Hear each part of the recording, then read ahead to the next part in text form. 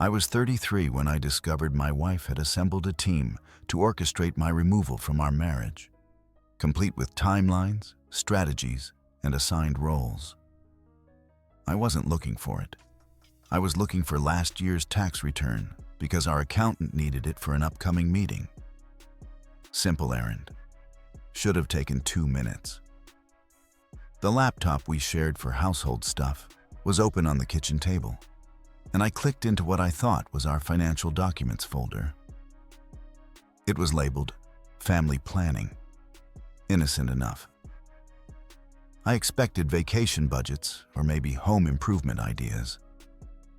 Instead, I found a document titled Project Liberation, Timeline and Strategy.docs. My hand stopped on the trackpad.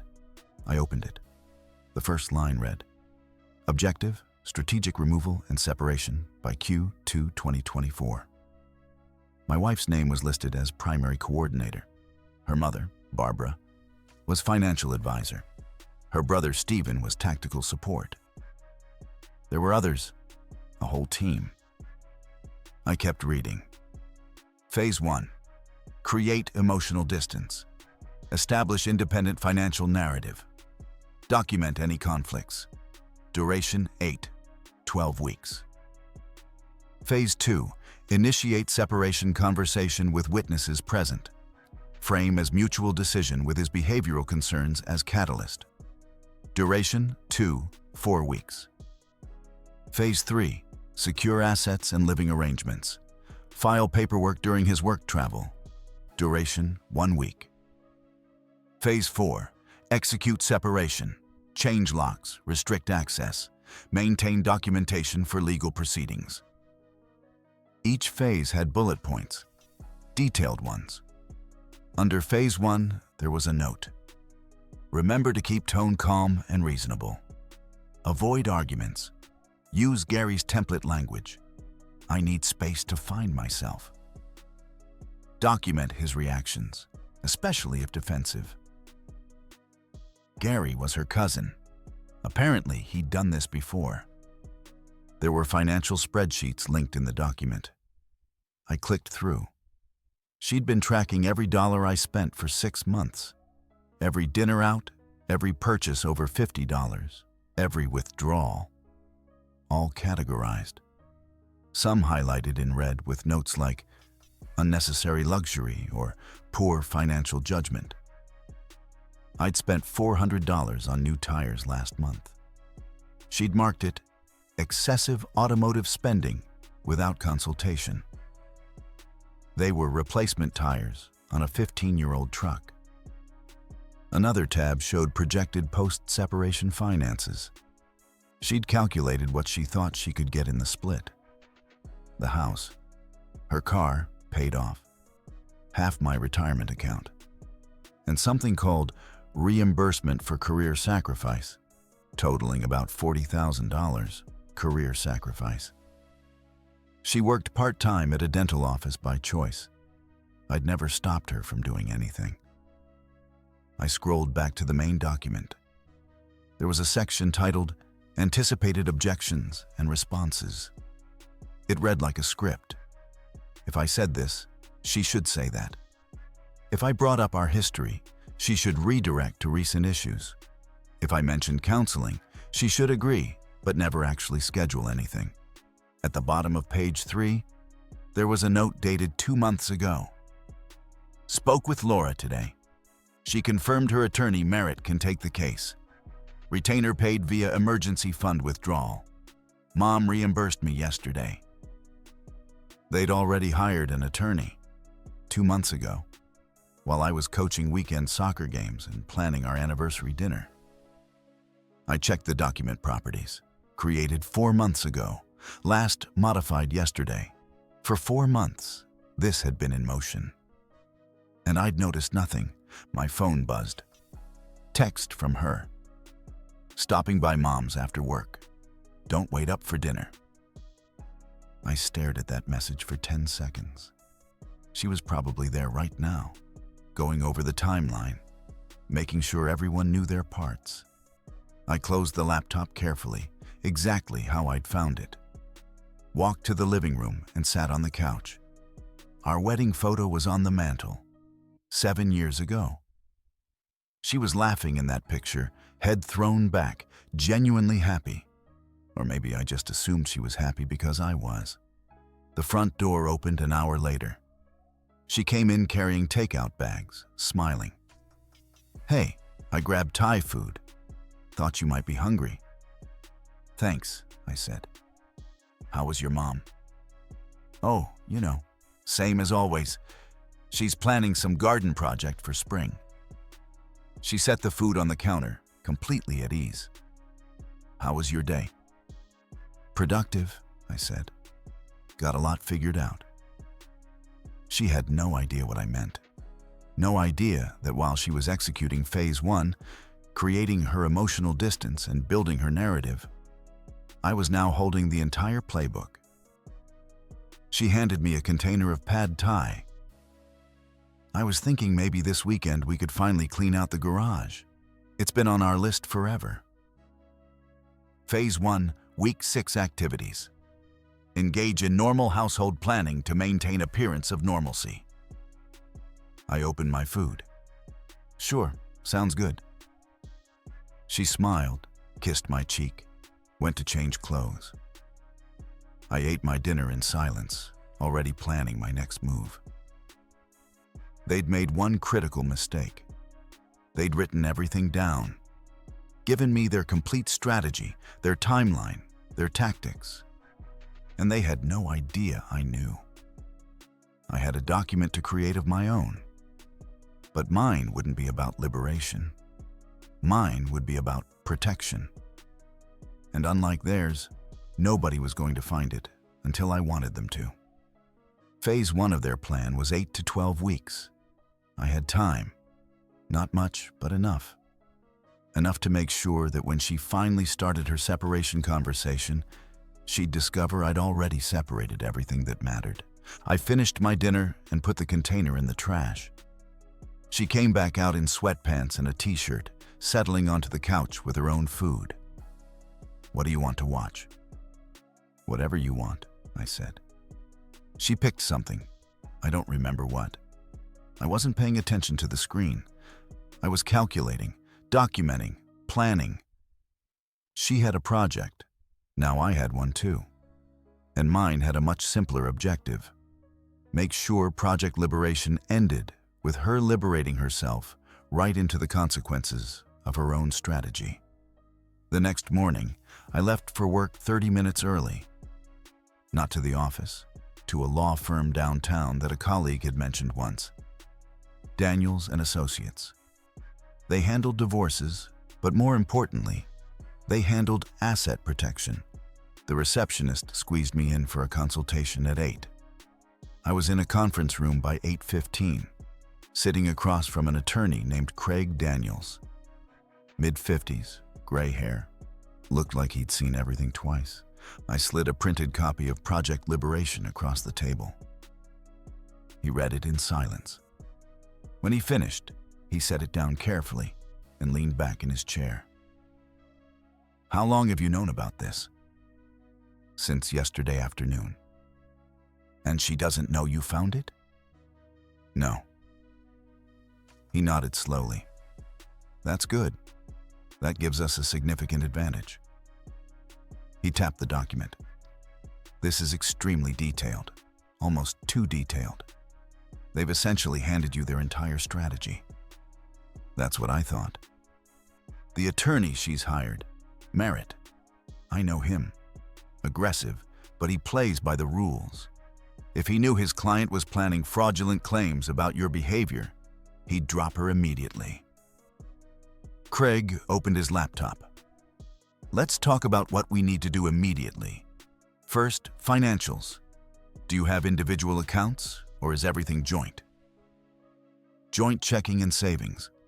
I have a separate retirement account for my employer." "We need to protect that retirement account first. Contact your HR today. Update your beneficiary to a trust we'll set up. That removes it from easy access." He typed notes. "The joint accounts are trickier. We can't just drain them. That looks bad in court.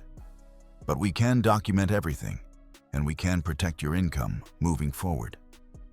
He pulled up a form on his screen.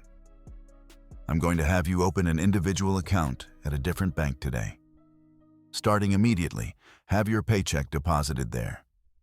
Pull exactly half of what's currently in the joint accounts and transfer it. Keep records of everything, every transaction, every balance, every date. What about the house? Whose name is on the deed? Both of ours. We bought it together 5 years ago. Current market value, probably $300,000. We owe about $220,000. He made more notes. That's $80,000 in equity. She's going to want the house. They always do. But here's the thing. If your name is on that deed, she can't just change the locks and kick you out. That's illegal. The fact that her plan includes doing exactly that gives us ammunition. What about her claim for career sacrifice?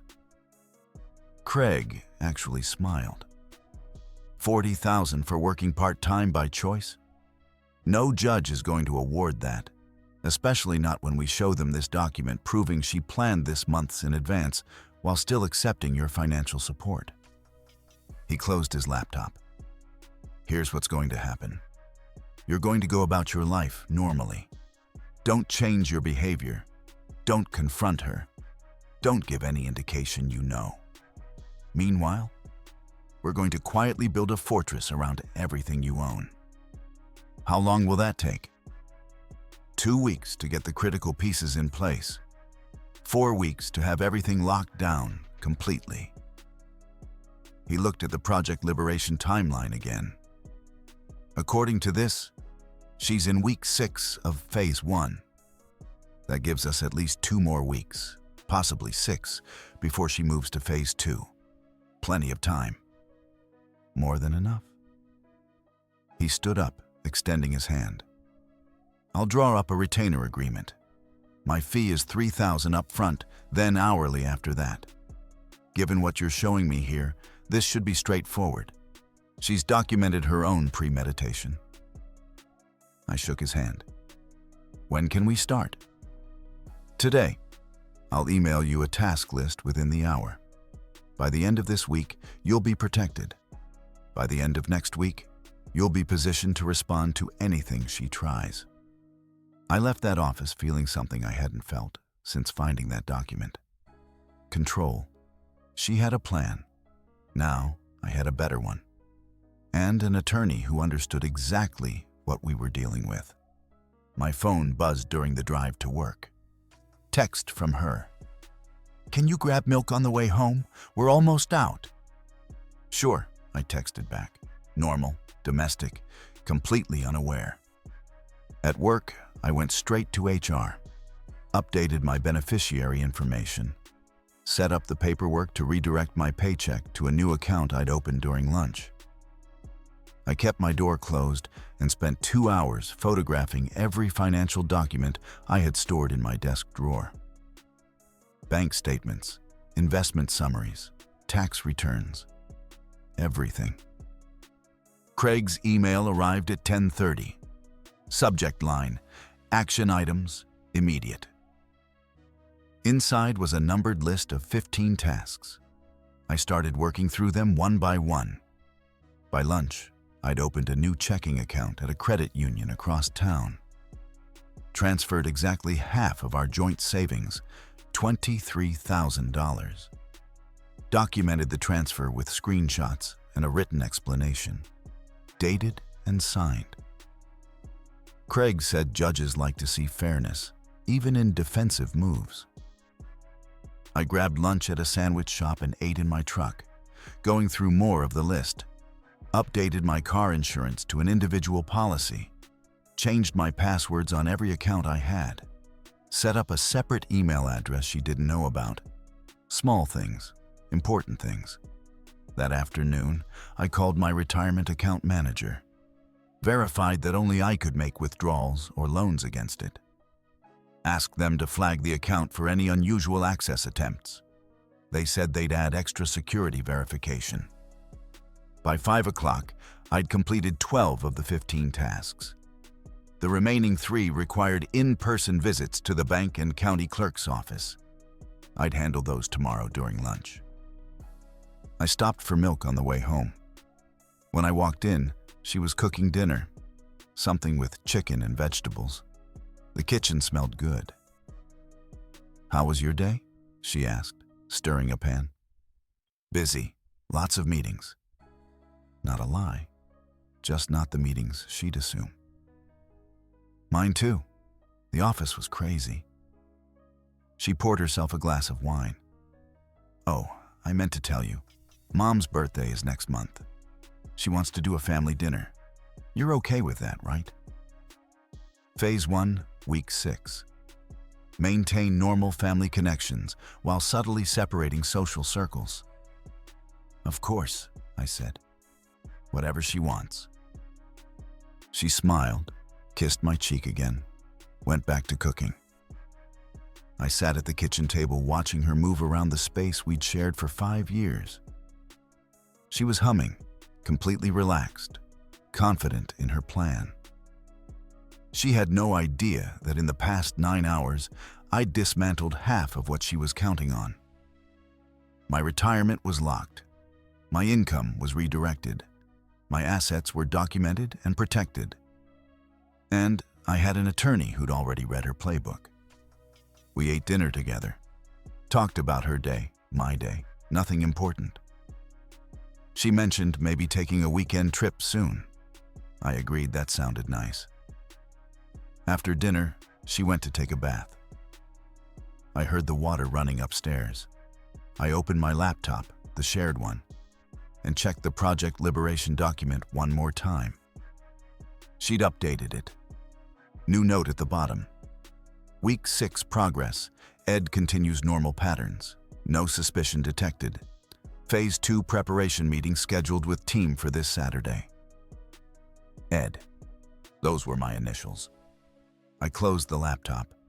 She was having a meeting on Saturday with the whole team to prepare for Phase 2. Perfect. While she was doing that, I'd be at the county clerk's office filing paperwork Craig had prepared, documenting everything, building my case. She came downstairs an hour later, wrapped in a robe, skin flushed from the hot water. She curled up next to me on the couch. "I'm glad we're doing this," she said. "Doing what?" "Just being together. Normal life. Sometimes I think we get so caught up in routines that we forget to appreciate the simple stuff." I looked at her. She seemed sincere. Maybe part of her actually believed what she was saying. Maybe she'd convinced herself this was all justified somehow. "Yeah," I said. "Simple stuff is important." She fell asleep against my shoulder 20 minutes later. I sat there, unmoving, staring at the wall. 4 months of planning. 4 months of secret meetings and strategy sessions and building a case against me while pretending everything was fine. But I had something she didn't. I knew. And in 2 weeks, I'd be ready for anything she tried. She wanted liberation. She was going to get it. Just not the kind she planned. Saturday morning, she told me she was having brunch with her mom and some aunts. Girl time. She'd be gone most of the day. I told her to have fun. She left at 10. I waited 15 minutes, then drove to the county clerk's office. Craig had prepared a document package. Affidavit, financial disclosures, statements of separate property. Everything needed to establish a paper trail, showing my assets were protected before any separation occurred. The clerk processed everything in 40 minutes. I walked out with stamped, filed copies of documents that would prove, if needed, that I'd taken defensive action only after discovering a coordinated plan against me. I was home by noon. She didn't get back until almost 4. "How was brunch?" I asked when she walked in. "Good. Mom's excited about her birthday dinner."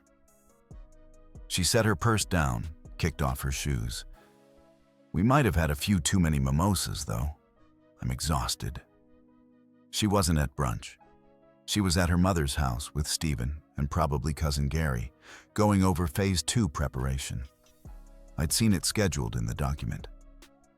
But I smiled and nodded. You should rest. I think I will. She went upstairs. I heard the bedroom door close. I opened the laptop and checked the document again. Sure enough, updated an hour ago. Phase 2 preparation complete. Team aligned on approach. Timeline confirmed for 2 weeks from today. Barbara will be present as primary witness. Stephen on standby for support. Merritt briefed on behavioral documentation strategy. 2 weeks. They were moving to Phase 2 in 2 weeks. That's when she'd start the separation conversation. With witnesses present, with prepared statements, with documentation of my supposed behavioral issues. Except I'd read the script. I knew every line she planned to say, every objection they'd anticipated, every response they'd rehearsed. The next week passed normally on the surface. We had dinner together most nights, watched television. She went to work. I went to work. We talked about ordinary things like always. But underneath, things were happening. Craig filed preliminary paperwork with the court. Not divorce papers, protective orders for assets. Legal documentation that if a divorce was filed, certain properties and accounts were to be considered separate, based on suspicious activity detected prior to filing. My paycheck hit the new account. She never noticed because the joint account still had money in it. I was careful to maintain the balance there, transferring just enough each week to cover shared expenses. I documented everything, every conversation, every expense. Every time she said she was going somewhere, I noted it. Not because I was paranoid, because Craig told me to. He said when someone's planning something like this, patterns emerge. And he was right. Thursday evening, 9 days after I'd found the document, she got a call. She stepped outside to take it, came back in 5 minutes later. That was Stephen. He's having some car trouble. I'm going to run over and help him out. You need me to come? No.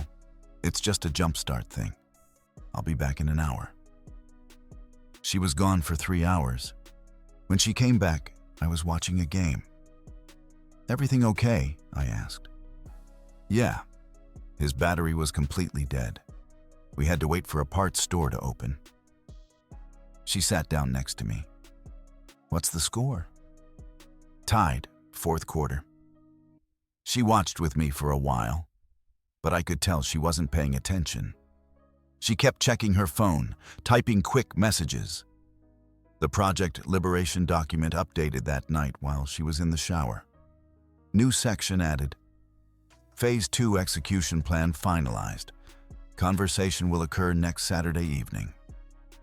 Ed typically relaxed on weekends, less likely to be defensive. Barbara and Stephen will arrive at 6 p.m. under pretense of casual visit. Conversation begins at 6:30. Next Saturday, 6 days away. They'd planned it down to the half hour. Her family would just happen to stop by. Then she'd start the conversation about needing space, about being unhappy, about my behavior being a concern. And they'd all be there to witness my response, to document anything they could use. I called Craig the next morning from my truck during lunch. They're moving in 6 days, I said. Good, we're ready. Are you? I think so. Listen to me. When they start this conversation, you stay calm. You don't argue. You don't defend yourself. You listen. You nod. You say as little as possible. He paused. And you record everything. Virginia is a one-party consent state. You can legally record any conversation you're part of. I want video if possible. Audio at minimum. What do I do after? You tell them you need time to think. You leave the house for a few hours. You come to my office. We review everything and then we move. Move how? We file first, before she does. We use their own documentation against them. We show premeditation, planning, coordination. We show you acted defensively only after discovering an orchestrated attempt to manipulate legal proceedings. Will that work? It's going to do more than work. It's going to end this before it starts. I hung up feeling that same sense of control I'd had in his office 2 weeks ago. They had a plan, but I had their plan plus my own, plus a 3-week head start. That weekend moved slowly. She was nervous, I could tell, checking her phone constantly. She went to her mom's again on Saturday afternoon, probably for final preparation.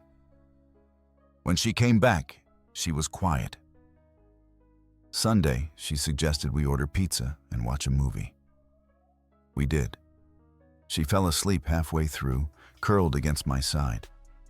I looked down at her and felt nothing. Not anger, not sadness, just a kind of distant observation. This person had spent 4 months planning to destroy me, financially and legally. Had recruited her family to help, had hired an attorney, had documented false narratives about my behavior. And she could still fall asleep on my shoulder like everything was fine.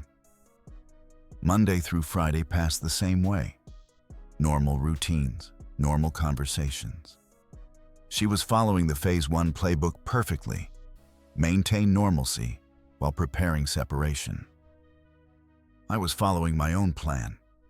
Document everything while preparing defense. Friday evening, she seemed anxious. Kept cleaning things that didn't need cleaning, organizing drawers, rearranging the living room. "You okay?" I asked. "Yeah, just restless. I think I need to get out of the house tomorrow. Maybe go shopping or something." "Sounds good." Saturday morning came, the day they'd planned. She made breakfast, which she rarely did. Eggs and toast. We ate together at the kitchen table. "What are your plans today?" she asked. "Not much. Might watch the game this afternoon." "Oh, that's right. I forgot there was a game." She sipped her coffee. "I might invite Mom and Steven over to watch with us, if that's okay." Phase 2, Hour 0. Establish casual reason for witnesses to be present. "Sure," I said. "Whatever you want." She smiled, relaxed a little. Everything was going according to her plan. What she didn't know was that I had a camera positioned in the living room, disguised as a charging station. I had my phone set to record audio. I had Craig on standby, waiting for my call. And I had every single word she planned to say already memorized. They wanted to execute their plan tonight. They were going to. But the execution wasn't going to go the way they expected. At 5:30, she started getting nervous again. At 5:45, her phone buzzed. She checked it and announced, "Mom and Steven are on their way. They should be here in about 15 minutes." "Great," I said. I sat on the couch, turned on the pre-game show, and waited. Phase 2 was about to begin. But so was mine. And only one of our plans was going to survive the next 2 hours. Barbara and Steven arrived at 6 o'clock on the dot. She hugged them both like she hadn't seen them in months, even though I knew she'd been coordinating with them all week. come in," she said. "We're just about to watch the game." Barbara settled into the armchair. Steven took the other end of the couch. My wife sat between us, closer to her brother than to me. "Anyone want drinks?" she asked. "I have beer, wine, soda." "I'll take a beer," Steven said. "Water's fine for me," Barbara added. I already had one. I'd opened it 20 minutes ago, taken 2 sips. I wanted my head completely clear. The game started. We watched in relative silence. Barbara made small talk about work. Stephen complained about his car, the same one that supposedly had battery trouble last week. I nodded at appropriate times, said Little. At 6:28, my wife muted the television. Actually, while everyone's here, I wanted to talk about something. Her voice had changed. Rehearsed, careful. Here it was. Sure, I said. She took a breath. I've been doing a lot of thinking lately. About us. About where we are. And I think I need to be honest about some feelings I've been having. I stayed quiet. Let her follow the script. I feel like we've grown apart over the past year. Like we're roommates more than partners. And I've been trying to figure out why. And I think part of it is that I need space to figure out who I am outside of this relationship. Barbara nodded supportively. Stephen was watching me, waiting for my reaction. I'm not saying this is your fault, she continued, but I have noticed some patterns that concern me. The way you handle money without discussing it with me. The way you shut down when I try to have serious conversations. It makes me feel like my voice doesn't matter. Phase 2, Segment 2. Introduce behavioral concerns framed as observations, not accusations. I took a sip of beer. Okay. She blinked. That wasn't in the script. She'd expected defensiveness, argument, something to document. Okay, she repeated. You said you've been thinking about this. I'm listening. She glanced at Barbara, then back at me. I think we should consider a separation. Temporary at first, just so I can have some space to work through these feelings. When were you thinking? Another blink. When? Yeah. When would this separation start? Soon. Maybe in the next few weeks. And where would you want me to go? Stephen spoke up for the first time. Actually, we think it would be better if she stayed here, since this is a sensitive situation and she needs stability. So I'd leave the house we both own and she'd stay. Just temporarily, Barbara added quickly. Until things are sorted out. I nodded slowly, set my beer on the coffee table. Can I ask you something? Of course, my wife said. When did you hire Merritt? The room went silent, her face drained of color. What? Your attorney, Merritt. When did you hire him? Stephen shifted on the couch. Barbara's expression hardened. I don't know what you're talking about, my wife said. I pulled my phone from my pocket, opened the photos I'd taken. Project Liberation, Timeline and Strategy. Created 4 months ago, last updated yesterday. I held up the phone so everyone could see. Should I read some highlights? She stood up. You went through my private files. Our shared laptop, our tax folder. I was looking for documents we both use. I scrolled through the photos. Phase 1, create emotional distance. Phase 2, initiate separation conversation with witnesses present. That's tonight, right? This conversation right now, with your mom and brother here to document my response. Barbara stood too. This is inappropriate. If she had concerns about the relationship, she has every right. To plan my removal for 4 months without telling me. To hire an attorney in secret. To coordinate with her family on a strategy to frame me as financially irresponsible and emotionally abusive. I looked at my wife. That $40,000 for career sacrifice was creative. Ambitious, but creative. Stephen was on his feet now. You need to calm down. I'm completely calm. In fact, I've been calm for 3 weeks. That's how long I've known about this. I turned my phone to show the screen to Stephen. See this section? Anticipated objections and responses. You all rehearsed this. every line, every reaction. My wife's hands were shaking. This isn't what it looks like.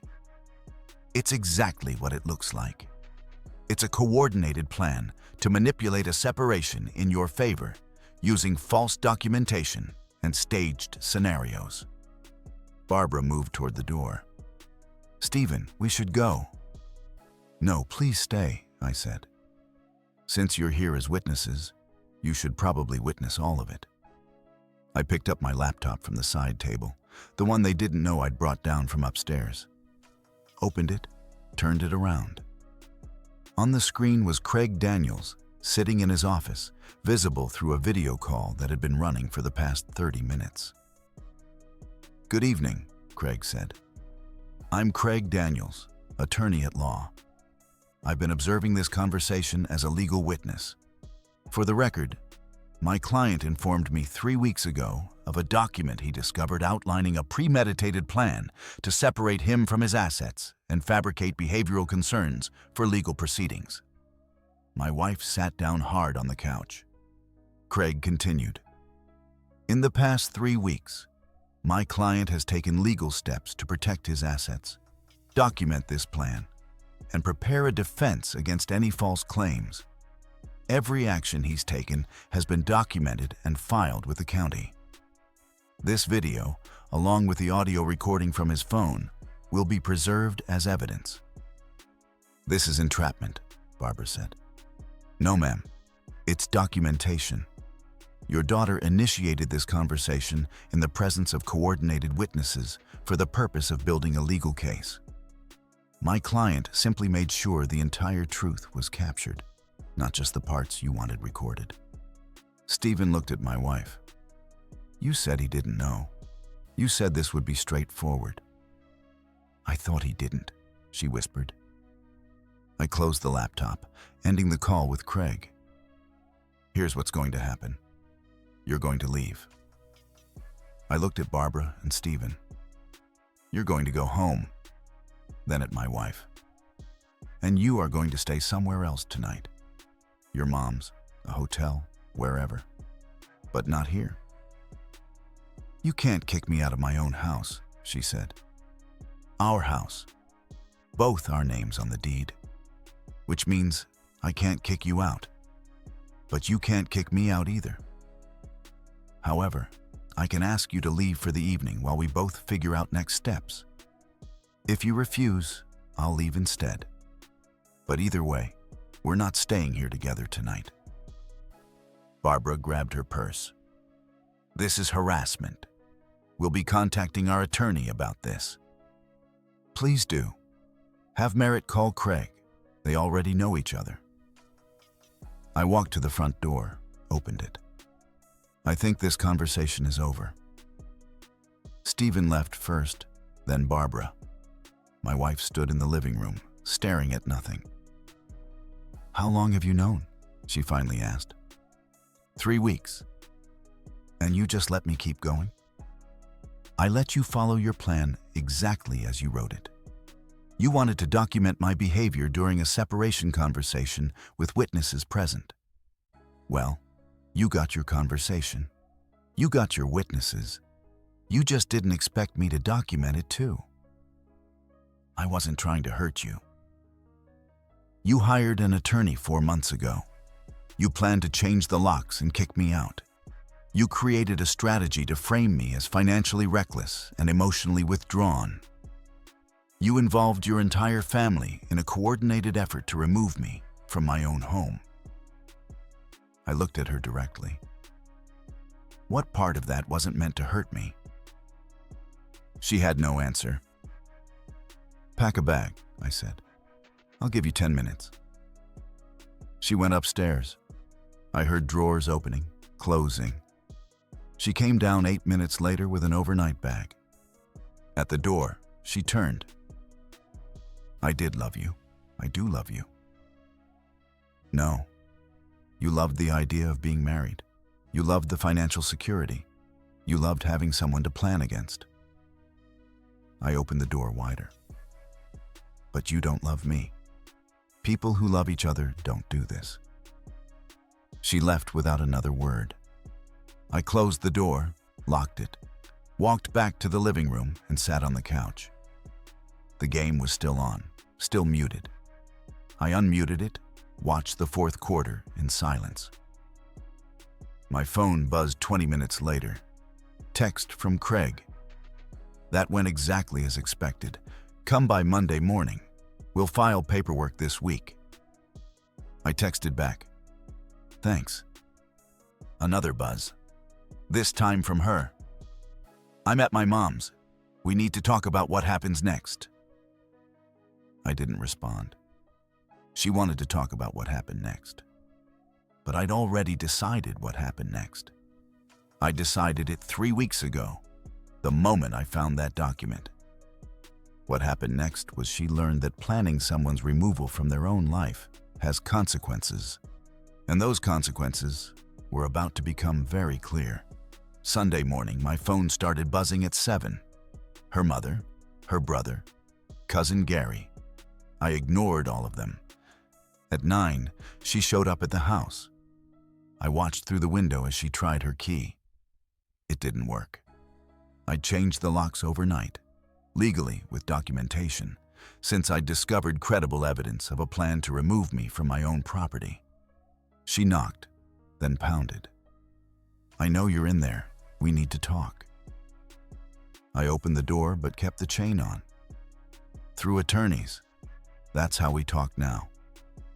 You changed the locks on our house. I secured my residence after discovering a documented plan to illegally exclude me from it. Craig filed the paperwork yesterday. It's all legal. This is insane. You can't just lock me out. You plan to lock me out. Phase 3, remember? Change locks, restrict access. I just did it first. I started closing the door. Wait. Her voice cracked. Please, can we just talk like adults? Adults don't spend 4 months plotting against their spouse. Adults don't recruit their family to help fabricate abuse claims. Adults don't hire attorneys in secret while pretending everything's fine. I wasn't going to claim abuse. That's not what the document meant. Then explain the section about documenting my defensive reactions. Explain the part about behavioral concerns as catalyst. Explain why you needed witnesses for a simple conversation about needing space. She couldn't. Merritt dropped me, she said quietly. This morning, he said he can't represent someone who documented premeditation to manipulate proceedings. Smart man. My mom wants me to fight this. Steven says we should claim you were abusive, and that's why I needed the plan. Feel free to try. I have recordings of you admitting otherwise. I have your own document showing months of calculated planning, while I suspected nothing. I have testimony from a licensed attorney who witnessed your staged confrontation. I paused. But go ahead. See how that works out. Her face crumpled. I didn't think you'd ever find out. I thought I was being careful.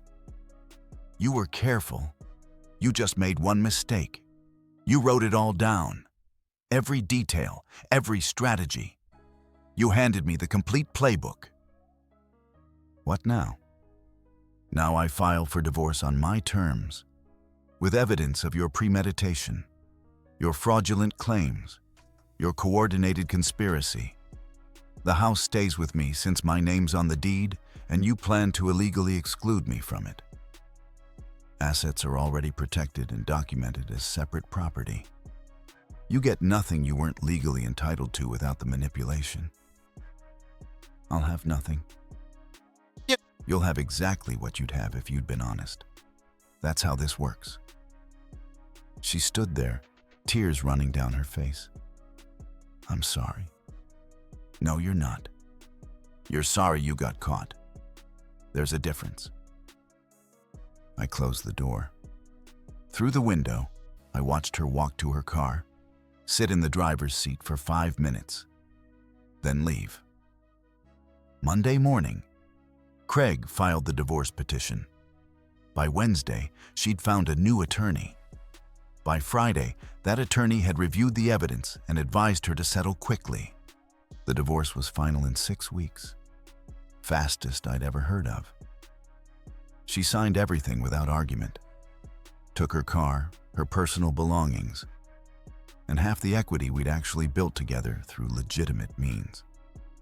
No career sacrifice payment, no house, no retirement account access.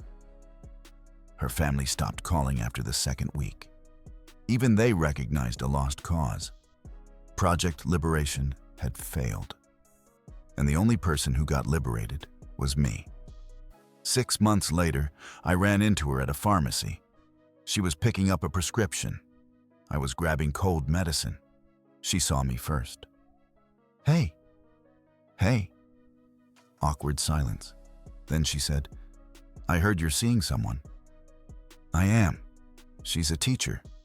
We met through a friend." "That's good. I'm happy for you." I didn't ask if she was seeing anyone. Didn't care. "I wanted to say something," she continued, "about everything that happened. I've been in therapy, trying to understand why I did what I did." "Okay." I was scared of being alone, of not being enough. So I tried to control everything, make sure I'd be okay no matter what. She looked down. "I never meant to hurt you like that." "But you did. For 4 months, you planned to destroy me. And the only reason you're sorry is because it didn't work." "Maybe. I don't know anymore." She picked up her prescription bag. "For what it's worth, I know I messed up. And I know sorry doesn't fix it." "No, it doesn't." She nodded, started to leave, then turned back. "That document. I should have just talked to you, been honest. Filed for divorce like a normal person." "Yeah, you should have." "Why did you keep it? The laptop? The document? You could have deleted it." "Because," I said, "the moment you wrote that plan down, you gave me the one thing I needed most. The truth. You showed me exactly who you were and what you were capable of. And that's something I'll never forget." She left without another word. I paid for my medicine and walked to my truck. The sun was setting. I had dinner plans with the teacher in an hour. Life was good, quiet, honest. My phone buzzed. Text from Craig. "Saw final paperwork filed today. House is officially yours. All restrictions lifted. Congratulations." I texted back, "Thanks for everything." He replied, "Anytime, though hopefully never again." I drove home, my home, the one I'd protected, the life I'd rebuilt. She'd wanted liberation. She'd planned it meticulously, coordinated it perfectly, written every step. And in doing so, she'd liberated the wrong person. I pulled into my driveway, parked, and went inside. Tomorrow I'd paint the bedroom, maybe update the kitchen, make this place truly mine. But tonight, I was just going to sit on my couch in my house, in my life, and appreciate the fact that sometimes the best defense is simply knowing what's coming. Project Liberation was over. And I'd won by doing nothing more than reading the instructions. Our story has come to an end. If you've made it this far, how about subscribing to our channel? It helps us immensely. I've selected 2 other videos for you that I'm sure you'll enjoy. Feel free to click on them. I'll be waiting for you in the next story. See you soon.